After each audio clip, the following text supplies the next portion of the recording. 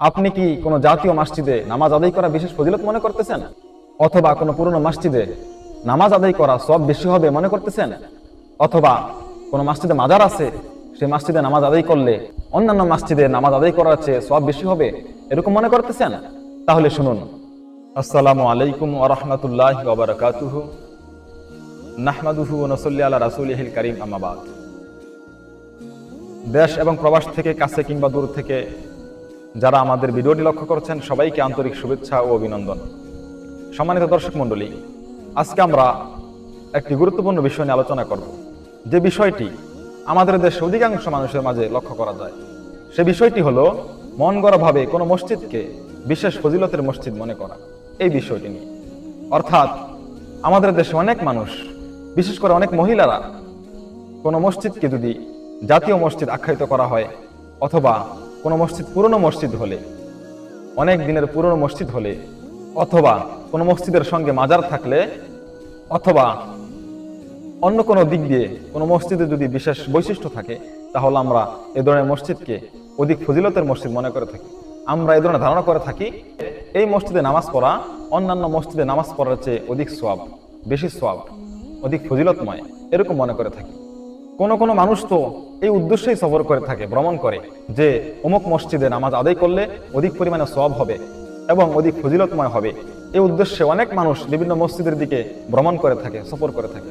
বিশেষ করে মহিলারা এই ধরনের মসজিদে মান্নত করে থাকে, এমনকি নিজেদের সন্তানদেরকে বরকতের জন্য অথবা কোনো অসুস্থদেরকে সুস্থ করার জন্য এই ধরনের মসজিদে গিয়ে স্পর্শ করিয়ে থাকেন।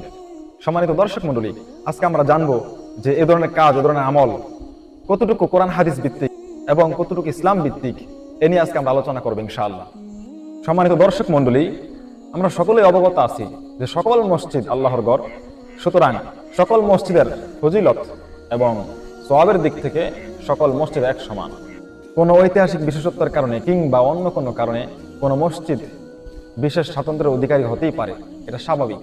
কিন্তু এতে করে আল্লাহর ঘর হওয়ার দিক থেকে এবং সওয়াব ও ফজিলতের দিক থেকে কোনো ব্যবধান সৃষ্টি করতে পারে না। সকল মসজিদ আল্লাহর কাছে এক সমান এবং সকল মসজিদের ফজিলত এবং সকল মসজিদের সওয়াব আল্লাহর কাছে এক সমান। হ্যাঁ, শুধু 3টি মসজিদের ক্ষেত্রে বিশেষ ফজিলতের কথা, বিশেষ সওয়াবের কথা রাসূলুল্লাহ সাল্লাল্লাহু আলাইহি ওয়াসাল্লাম হাদিসের মধ্যে বলেছেন। সে 3টি মসজিদ হলো মসজিদে হারাম এবং মসজিদে নববী এবং মসজিদে আকসা। রাসূলুল্লাহ সাল্লাল্লাহু আলাইহি ওয়াসাল্লাম হাদিস শরীফে ইরশাদ করেন, লা তুশাদ্দুর রিহালু ইল্লা ইলা সালাসাতি মাসাজিদা, আল মাসজিদিল হারাম ওয়া মাসজিদি হাযা ওয়াল মাসজিদিল আকসা। অর্থাৎ 3টি মসজিদ ব্যতীত অন্য কোনো মসজিদের উদ্দেশ্যে সফর করা, ভ্রমণ করা জায়েজ নাই। শুধু এই 3টি মসজিদেই সফর করতে পারবেন, ভ্রমণ করতে পারবেন। সেই 3টি মসজিদ হলো মসজিদে হারাম অর্থাৎ বাইতুল্লাহ, এবং মসজিদে নববী এবং মসজিদে আকসা, যেটা ফিলিস্তিনে অবস্থিত। আমরা এই 3টি মসজিদের উদ্দেশ্যে, এই 3টি মসজিদের বরকত অর্জনের জন্য আমরা সফর করতে পারবো, ভ্রমণ করতে পারবো। হাদিসে শুধু এই 3টি মসজিদের কথাই এসেছে। অন্য কোনো মসজিদের ফজিলত বেশি এবং অন্য কোনো মসজিদে নামাজ আদায় করলে সওয়াব বেশি হবে, হাদিস শরীফে এরকম কোনো বাণী আসে নাই। সুতরাং কোনো মসজিদকে জাতীয় মসজিদ আখ্যায়িত করা এটা রাষ্ট্রীয় সিদ্ধান্তের ব্যাপার। এই জাতীয় মসজিদ আখ্যায়িত করার দ্বারা মসজিদের কোনো বিশেষ ফজিলত অর্জন হবে না, অথবা এই মসজিদে নামাজ পড়লে অন্যান্য মসজিদে নামাজ পড়ার চেয়ে সওয়াব বেশি হবে, বিষয়টা এরকম নয়। তদ্রূপ কোনো মসজিদ যদি পুরনো হয়, তাহলে পুরনো হওয়ার কারণে এই মসজিদের ফজিলত বেশি, এই মসজিদে নামাজ আদায় করলে সওয়াব বেশি হবে, বরকত বেশি হবে, এ ধরনের খেয়াল করা ঠিক না, এ ধরনের আকীদা পোষণ করা ঠিক না। কেননা সমস্ত মসজিদ, নতুন মসজিদ, পুরাতন মসজিদ, সব আল্লাহর ঘর, সব এক বরাবর। সমস্ত মসজিদের ফজিলত মর্যাদা এক বরাবর। তদ্রূপ কোনো মসজিদের ভিতরে মাজার হওয়া তো জায়েজ নেই, এমনকি কোনো মসজিদের আশেপাশেও মাজার হওয়া উচিত না। তাহলে মসজিদের ভিতরে মাজার হওয়ার দ্বারা মসজিদের ফজিলত কিভাবে বৃদ্ধি হতে পারে? সুতরাং এই বিষয়টা আমাদের নিকট স্পষ্ট হয়ে গেল যে 3টি মসজিদ ব্যতীত অন্যান্য মসজিদের উদ্দেশ্যে সফর করা জায়েজ নেই। শুধু ওই 3টি মসজিদেই সফর করতে পারবো, আমরা ভ্রমণ করতে পারবো। সে 3টি মসজিদ হলো মসজিদে হারাম এবং মসজিদে নববী এবং মসজিদ আকসা। হ্যাঁ, কোনো কারণে যদি এই ধরনের মসজিদের আশেপাশে আমরা ভ্রমণ করে থাকি, তাহলে ওই কারণে ভ্রমণ করা যাবে এবং এ ধরনের মসজিদে নামাজ পড়তে পারবেন। কিন্তু শুধু এ ধরনের মসজিদে নামাজ পড়ার উদ্দেশ্যেই ভ্রমণ করা, সফর করা উচিত না। উপরোক্ত আলোচনা দ্বারা এটা বোঝানোর উদ্দেশ্য না যে মহল্লার মসজিদ ব্যতীত অন্যান্য মসজিদে নামাজ পড়া যাবে না, এটা উদ্দেশ্য না।